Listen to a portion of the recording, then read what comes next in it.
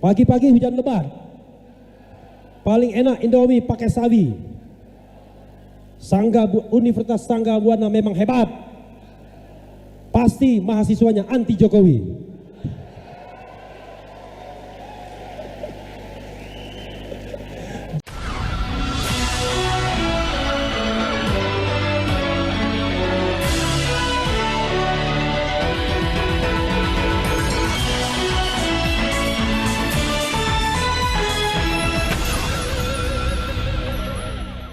Sekarang kita undang Bung Refli. Jadi Anda, walaupun CV-nya nggak ditayangkan, saya kira semua orang tahu siapa Anda. Apalagi sekarang menjadi tim pengacara dari Trio RRT, ya.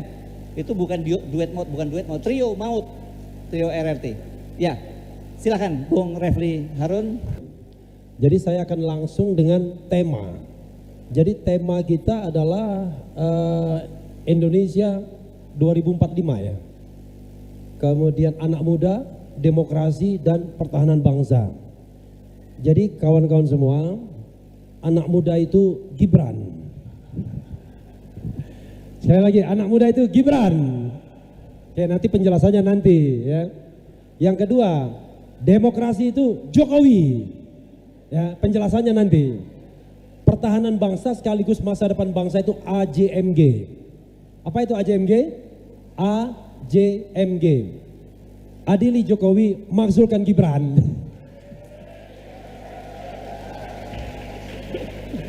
Jadi adili Jokowi, makzulkan Gibran. Yang diadili itu bukan RRT. Saya disclaimer, saya lawyer mereka, ya.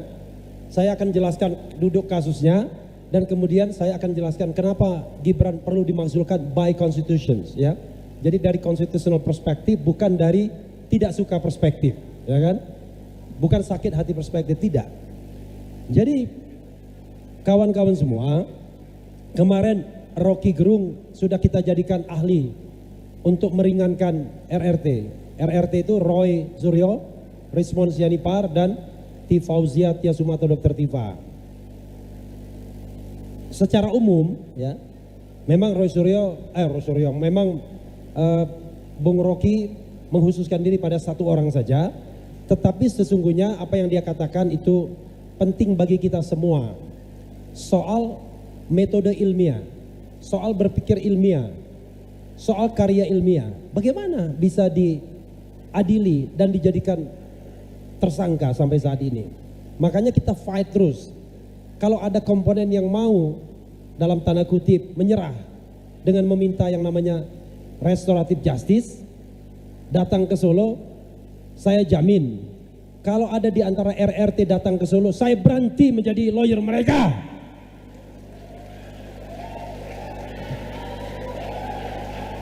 Jadi seperti kata Dr. Tifa, tidak ada negosiasi terhadap karya ilmiah, perspektif ilmiah, berpikir ilmiah, scientific approach dan lain sebagainya.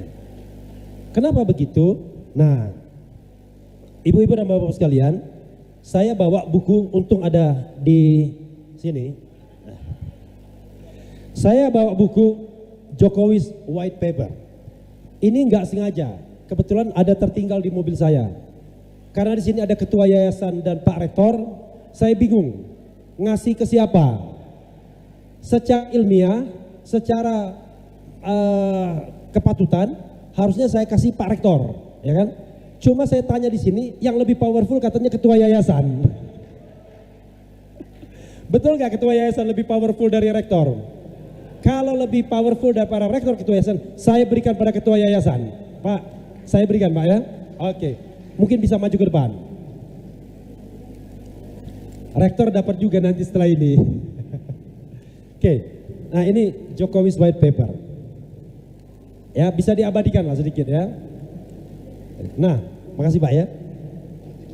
Iya, tapi Bapak saya kasihkan nanti, tapi saya tetap megang ini untuk iklan.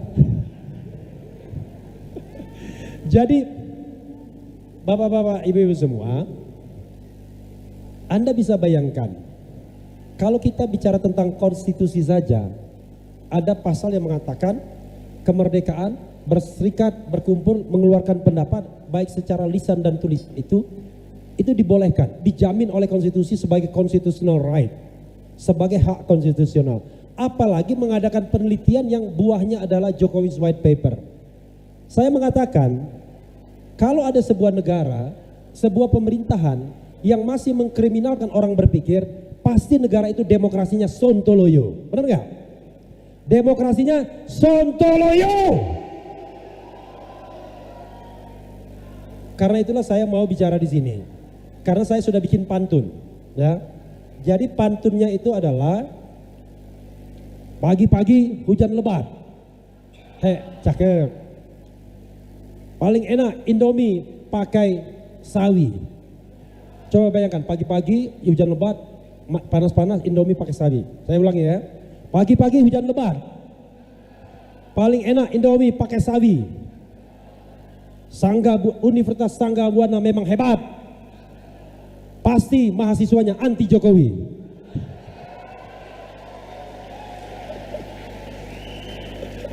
Jadi kalau mahasiswanya tidak anti Jokowi, saya berhenti bicara di sini, ya kan? Nggak ada gunanya. Nah, pertanyaannya adalah kenapa kemudian kita anti Jokowi? Nah, ini yang penting ya penjelasannya. Jokowi itu bukan Joko Widodo yang bapak dari 3 anak, istri dari Ibu Iriana, bukan. Kita tidak pernah membicarakan orang, tapi kita bicara perilaku kekuasaan.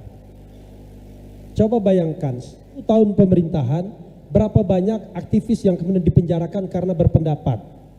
Saya sama Rocky hampir kena juga sebenarnya, ya kan? Masih ingat versi bajingan tolol, ya kan gitu ya? Yang ngomong bajingan tolol Rocky Gerung, tapi yang dilaporkan Rocky Gerung dan Refli Harun. Kan bingung saya. Gara-gara saya cuma merilai aja kata-kata bajingan tolol itu. Untung Hersu nggak kena, tapi Hersu kayaknya juga sering dilaporkan.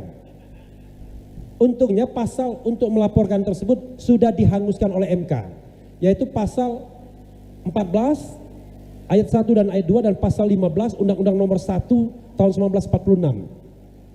Tetapi ternyata dia bermimikri kepada pasal-pasal lain di Undang-Undang ITE. Nah, disinilah kemudian RRT dikenakan 6 pasal, bayangkan. Ini pemikiran yang ujungnya bikin buku ini. 1, dikenakan pasal, masih yang lama ya saya sebutkan, masih pasal KUHP lama. Pasal 310 KUHP, ancaman hukumannya 9 bulan. Enteng ya bagi aktivis. Oke, 2, pasal 311 KUHP, ancaman hukumannya mulai naik 4 tahun. Oke. Yang ketiga, pasal 27A Undang-Undang ITE yang versi 2024, perubahan terakhir, ancaman hukumannya 2 tahun. Oke, turun ya.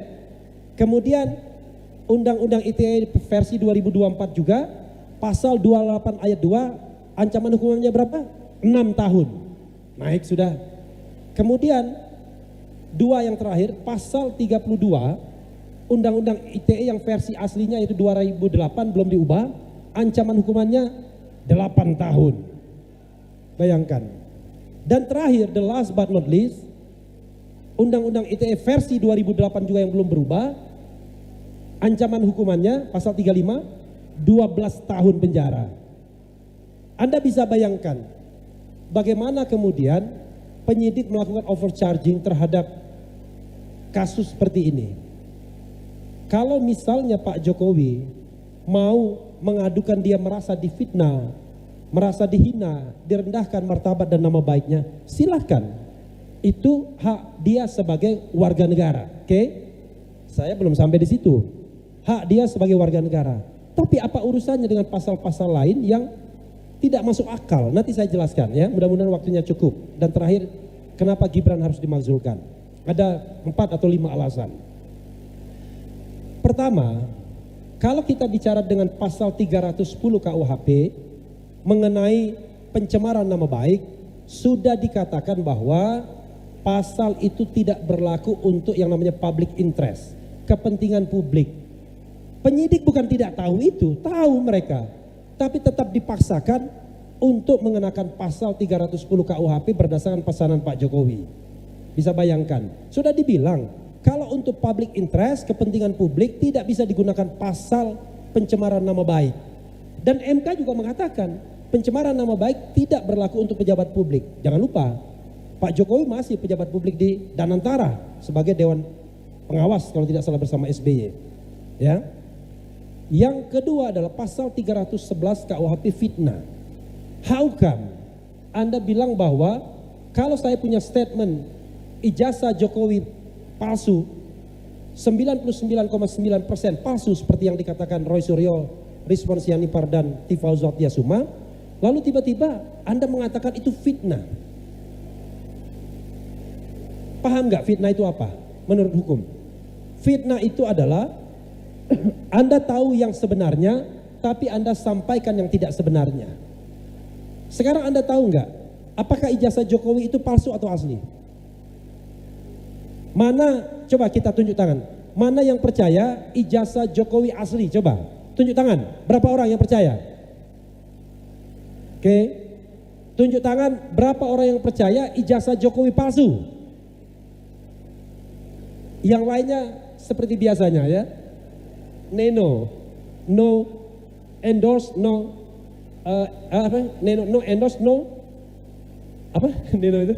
No oppose ya, no endorse, no oppose ya. Tapi paling tidak lebih banyak orang yang percaya bahwa itu palsu. Nah sekarang pertanyaannya adalah, kalau di masyarakat saja masih banyak yang percaya bahwa Jokowi punya ijazah palsu, apalagi RRT yang sudah melakukan penelitian dan buahnya adalah Jokowi's White Paper. Maka saya katakan, kalau ada putusan pengadilan yang berkekuatan hukum tetap yang mengatakan ijazah Jokowi asli, dan sekarang ada citizen lawsuit di Solo misalnya, saya akan katakan kita minta maaf kepada Pak Jokowi, minta maaf karena telah menuduh ijazahnya palsu. Tapi sampai saya berdiri di sini tidak ada putusan pengadilan yang mengatakan ijazahnya asli. Anda percaya Bareskrim Mabes Polri yang mengatakan ijazahnya asli? Enggak, bukan saya yang mengatakan Anda percaya atau enggak ya. Anda sendiri yang jawab ya kan. Coba bayangkan. Dan satu hal yang saya katakan, persoalan ijazah palsu ini sudah 2-3 tahun yang lalu. Oke? Sekarang baru dikeluarkan pada tanggal 15 Desember 2025. Masuk akal nggak Anda sebagai pendidik? Ada kontroversi yang luar biasa, lalu ijazah versi aslinya baru dikeluarkan 2025 tanggal 15 Desember. Saya bilang orang tolol itu semuanya. Ya, saya tidak mengatakan orangnya ya. Kepada subjek tertentu saya tahu. Berdasarkan KUHP baru, Anda bilang tolol kepada orang itu bisa dikenakan pencemaran nama baik dan lain sebagainya. Tapi saya bilang tolol pada sebuah situasi. Ya kan? Oke. Pasal 27A nggak bisa juga dikenakan undang-undang ITE soal pencemaran nama baik dengan menggunakan sarana elektronik. Sama, mutatis mutandis dengan pasal 310. Oke, saya bergerak. Ini yang sering dikenakan kepada aktivis setelah berita bohong dihilangkan. Tapi masih ada di undang-undang ITE sesungguhnya. Yaitu melakukan ujaran kebencian yang berbasis suku, agama, ras, perbedaan, kemudian etnis, kemudian disabilitas mental, disabilitas fisik dan lain sebagainya. Dulu SARA, sekarang SAR plus. Pertanyaan saya adalah, dan pertanyaan saya kepada penyidik ketika gelar perkara khusus pada tanggal 15 Desember itu, memang ijazah itu suku, ijazah itu agama, ijazah itu ras, warna kulit, disabilitas mental, disabilitas fisik? Kan enggak. Yang kita perkarakan adalah ijazah Jokowi, bukan Jokowinya. Ijazah Jokowi. Secara politik kita mempermasalahkan Jokowi, tapi ini kan hukumnya mempermasalahkan ijazah Jokowi. Karena itu pasal 27A nggak bisa. Apalagi pasal 32 yang ngawur nggak karu-karuan. Undang-Undang ITE 2004. Pasal itu mengatakan, singkatnya, kalau Anda mengedit dokumen publik atau dokumen milik orang lain dan menyebabkan dokumen itu rusak, Anda dikenakan 8 tahun penjara. Pertanyaan saya, dokumen mana yang dirusak oleh RRT, Roy, Rismond dan Tifa? Dokumen yang mana? Yang mereka teliti adalah dokumen yang diakui asli oleh kader PSI Dian Sandi, yang kemudian dimunculkan oleh Bareskrim Mabes Polri pada tanggal 22 Mei, yang kemudian diberikan kepada kita oleh KPU-KPU di daerah dan pusat karena pernah digunakan untuk pendaftaran pejabat publik, yang kemudian juga ditampilkan terakhir kepada kita tanggal 15 Desember, tapi ini tidak sempat diteliti.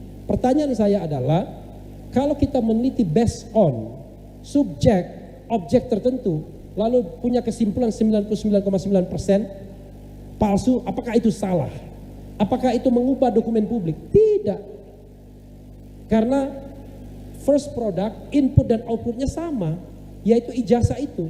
Yang berbeda sedikit adalah dilakukan yang namanya image processing. Apakah itu asli atau tidak? Nah, image processing itu yang kemudian membuat punya kesimpulan bahwa itu palsu. Yang terakhir, dengan pasal 35 Undang-Undang ITE 2004, gak masuk akal juga. Bayangkan di situ dikatakan RRT paling tidak kan, karena tiga-tiganya kena, mengedit sebuah dokumen dan kemudian dokumen itu agar seolah-olah tampak otentik. Ini lebih gila lagi, lebih sinting lagi, lebih tolol lagi saya katakan. Kenapa begitu? Karena tidak ada sebuah statement dari RRT yang mengatakan dokumen itu otentik. Kalau begitu berarti RRT alatnya Pak Jokowi, yang tadinya dokumennya tidak otentik lalu diedit oleh RRT, Roy Rismond dan Tifa, jadilah dokumen yang otentik. Kan sableng namanya. Karena statement mereka jelas clear, yaitu 99,9% ijazah Jokowi palsu.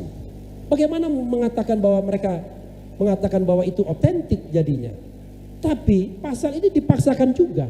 Nah, alhamdulillah kawan-kawan semua, ibu-ibu dan bapak sekalian, berkas yang sudah dilimpahkan ke kejaksaan itu dikembalikan sekarang ke penyidik Polda Metro Jaya lagi, masih tahap P19, belum P21 untuk dilengkapi. Mudah-mudahan tidak pernah lengkap. Ya kan? Karena 6 pasal yang ditudingkan itu adalah pasal yang nggak masuk akal. Pasal yang sesungguhnya tidak boleh dikenakan pada RRT. Saya baru bicara perspektif hukumnya, belum perspektif demokrasinya, belum perspektif konstitusinya, belum perspektif human right-nya dan lain sebagainya. Coba bayangkan, baru kita utak-atik soal penerapan pasal KUHP saja itu sudah tidak justified. Oke, ini the last chapter from me untuk mengatakan soal Gibran. Saya tidak mau sentimen sama Gibran, ya, karena sentimen itu tidak baik. Saya tidak mau mengatakan Gibran tidak punya kapasitas, karena itu relatif. Tapi saya mau bicara tentang hal yang objektif. Kenapa Gibran harus dimakzulkan? Oke, alasannya, kita tahu bahwa pemakzulan presiden dan wakil presiden itu ada 3 alasan besar. 1, dia melakukan pelanggaran hukum berat, baik itu korupsi, penyuapan, kemudian tindak pidana berat lainnya maupun pengkhianatan terhadap negara. Itu contoh. Yang kedua adalah dia tidak lagi memenuhi syarat sebagai presiden dan atau wakil presiden. Yang ketiga, dia melakukan perbuatan tercela. Nah, ke dalam 3 hal tersebut Gibran itu sudah melakukannya, diduga sudah melakukannya. Oke. Anda pernah mendengar bahwa Gibran pernah menamatkan SMA? Pernah nggak? Atau Gibran punya ijazah SMA? Sudah dilakukan penelitian oleh Rismond Sianipar dengan buku Gibran Endgame. Sayang saya tidak bawa bukunya. Bahwa dia mendapatkan fakta yang tidak bisa ditolak lagi, bahwa Gibran tidak memiliki ijazah SMA. Apa sih pentingnya ijazah? Memang kepintaran orang tidak ditentukan oleh ijazah, ya kan? Tetapi kalau itu menjadi syarat di dalam proses berpemilihan, maka itu harus dipenuhi. Untuk menjadi hakim MK, Anda harus doktor. Jadi sepintar apapun Rocky Gerung, nggak bisa dia jadi hakim MK. Tapi dia SS di situ. Anda tahu SS itu apa? Special Secret. Itu jauh lebih berbahaya daripada S3, ya kan? Jauh lebih berbahaya. Nah, dia tidak memenuhi syarat bahwa dia pernah lulus SMA. Oke, mudah-mudahan waktunya cukup ya, karena sebentar lagi akan selesai. Yang kedua, Gibran itu sudah melakukan perbuatan tercela. Benar nggak? Kalau Anda dengar Fufu Fafa, pernah dengar Fufu Fafa? Ada lagunya itu kan? Rasa gelap, rasa cemas, hidup gelap, dunia gelap, Fufu Fafa, makzulkan saja. ada lagunya, ya kan? Nah, Dia sudah melakukan perbuatan tercela, yaitu orang tidak paham. Kan ketika dia menulis Fufufafa, maaf ya, dia orientasi seksual putra dari Prabowo, dia ngatain Prabowo, ngatain Titi Prabowo, ngatain artis-artis lainnya seperti Syahrini dan lain sebagainya. Gak tahu dia ngatain Rocky Gerung nggak, kita nggak tahu ya. Pak Gatot dikatain nggak sama, karena ada 5.000 posting di Fufufafa. Oke. Lalu orang mengatakan, kan posting itu dilakukan pada era 2014-2019, long time ago, sudah 4-5 tahun yang lalu. Ya oke, bener. Tapi jangan lupa, ada satu pernyataan dari dia ketika ditanya soal kepemilikan akun Fufufafa yang kata Roy Suryo 99,9% itu adalah milik Gibran. Berarti dia pertanggungjawabkan. Dr. Tifa sekarang sedang menulis yang namanya Gibran's Black Brain. Salah satunya menganalisis apa yang ditweetkan oleh Fufufafa. Jadi dia 4 hal dia mengatakan orang ini. Tapi saya lupa. Jadi ada problem mental yang luar biasa dan nanti saya sertakan apa saja yang dikatakannya. Nah, bukan itu yang kemudian dia bisa membuat dia di-impeach. Yang bisa membuat di-impeach adalah dia tidak mengakuinya dan dia bohong kepada publik. Dia melakukan public deception, pembohongan publik. Ketika ditanya, siapa pemilik akun Fufufafa? Dia bilang takon sing duwe. Paham nggak maksudnya? Tanya pada yang punya. Artinya secara implisit bahkan eksplisit saya katakan dia menolak dia memiliki akun tersebut. Dan dia melakukan itu dalam posisi sebagai wakil presiden. Tapi kalau dia misalnya by constitution dia mengatakan saya minta maaf kepada rakyat Indonesia, kepada Pak Prabowo, kepada Didit Prabowo, kepada Titi Prabowo, kepada siapapun yang pernah saya singgung, itu adalah tweet saya ketika saya masih bocah misalnya gitu, masih anak-anak, masih berseteru, dan itu 2014 sampai 2019. Saya ingin kita melupakan itu karena sekarang 2024 saya mengabdi sebagai wakil presiden Pak Prabowo dan saya tentu harus tunduk dan beriringan dengan Pak Prabowo, kan begitu. Tapi dia tidak lakukan. Dia bahkan mendinai itu bukan milik dia. Takon sing duwe. Nah kan? Oke. Dan kalau kita kaitkan dengan soal ijazah SMA tadi, maka dia sudah melakukan yang namanya tindak pidana pemalsuan dokumen atau menggunakan dokumen palsu. Kenapa? Ibu-ibu dan bapak-bapak sekalian, bagian akhir ini ya, di Setnek dan di KPU, dua institusi yang harusnya memiliki data yang concise terhadap presiden, wakil presiden, dan calon wakil presiden, itu berbeda. Bayangkan data Gibran. Jadi data Gibran di KPU, dengarkan baik-baik. Tahun 2002, saya sebelum tahun 2000 dia tamat SMP, oke. Tahun 2002-2004 dia sekolah di Orchid Park Secondary School Singapura. Ingat ya? 2002 sampai 2004 dia sekolah di Orchid Park Secondary School Singapura. Itu kalau di Singapura itu secondary school artinya post elementary setelah SD. Tapi SMP di sana itu 4 tahun, jadi setara dengan kelas 1 SMA kan jadinya. Jadi kalau Anda tamat Orchid Park Secondary School, Anda belum berhak mendapat ijazah penyetaraan di Indonesia. Theoretically kan begitu, karena Anda belum pernah sampai SMA. Lalu dia lanjut ke Australia, menurut data KPU 2004-2007. Tadi dianggap SMA, tadi padahal belum SMA. 2004-2007 dia kemudian lanjut ke yang namanya UTS Insert di Australia. Jadi UTS itu University Technology of Sydney. Dia lanjut ke sana between 2004-2007. Nggak tahu kita ngapain dia di sana. Karena versinya macam-macam. Kalau menurut Dick Dasman, ya, di waktu itu bukan kementerian tapi Direktorat Pendidikan Dasar dan Menengah, itu 2006 diberikan surat yang menyetarakan dengan SMK peminatan keuangan dan administrasi, dan itu dianggap dia sudah lulus kelas 12. Padahal Itu tidak bisa disetarakan juga. Nah kalau data di Setnek sebaliknya, 2004-2007 ditaksir seolah-olah dia tamatan pasca sarjana. Ini tidak pernah dikoreksi.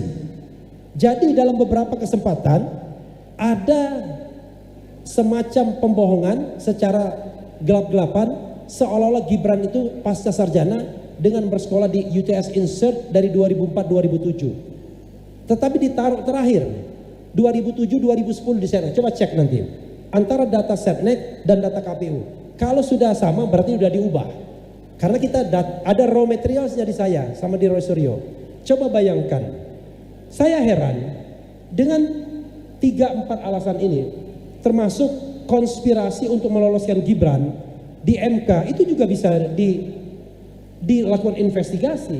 Maka saya mendorong DPR untuk melakukan hak inquiry-nya, yaitu hak investigasinya, hak penyelidikannya dengan membuat angket. Tapi sayang, kita tahu bahwa konstelasi politik di atas sepertinya belum memungkinkan. Test case kita, di mana Prabowo dalam kasus ini, dalam kasus ijazah palsu ini. Good newsnya adalah, seandainya Jokowi dan Prabowo bersatu, hakul yakin saya sudah dari kemarin-kemarin RRT ditangkap dan ditahan. Oke? Tapi sekarang mereka masih bebas. Bahkan setelah diperiksa sebagai tersangka. Mudah-mudahan presiden yang baru tidak seiring dan sejalan. Konon katanya dia menunggu. Awas ya Kapolri Sigit Listio, kalau Anda melakukan kebohongan dengan melindungi ijazah palsu. Konon katanya begitu. Dan terakhir saya dengar juga marah dia ketika Kapolri di DPR seperti mengancam. Kalau polisi masih tidak di bawah presiden, intinya dia akan melakukan upaya at all cost untuk tetap bertahan Polri di bawah presiden. Padahal informasi yang dengar, presiden pun belum memberikan sikap mengenai hal tersebut. Berarti kan melakukan insubordinasi pembangkangan. Kata orang, boleh nggak Refli Harun ngomong pembangkangan? Boleh, silakan katanya. Wabillahi taufiq wal hidayah.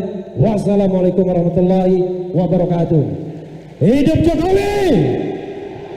Tadi itu Bung Refli katanya minta waktu lebih dulu bicara karena sakit tenggorokan dan flu. Tapi ternyata saya lihat tadi begitu ini langsung sembuh. Cuman begini, ini saya jujur saja, kami itu datang sendiri-sendiri. Terutama ini saya tujukan kepada Bapak Rektor dan Bapak Ketua Yayasan. Oh, Ibu Wakil Rektor juga boleh. Kami datang sendiri-sendiri dan tidak ada janji topik yang akan dibicarakan apa. Saya jujur saja pengen tanya pada Pak Ketua Yayasan dan Pak Rektor, apakah masih mau diteruskan ini dua pembicara yang ada Pak Gatot sama Pak Rocky Gerung? Lanjut, lanjut. Yuk ya, salaman dulu Pak. Kalau lanjut salaman dulu, kita salaman dulu. Ya. Jadi saya mau disclaimer, kalau kayak di koran itu ada dulu bahwa tulisan di luar tanggung jawab dari penerbit, gitu ya.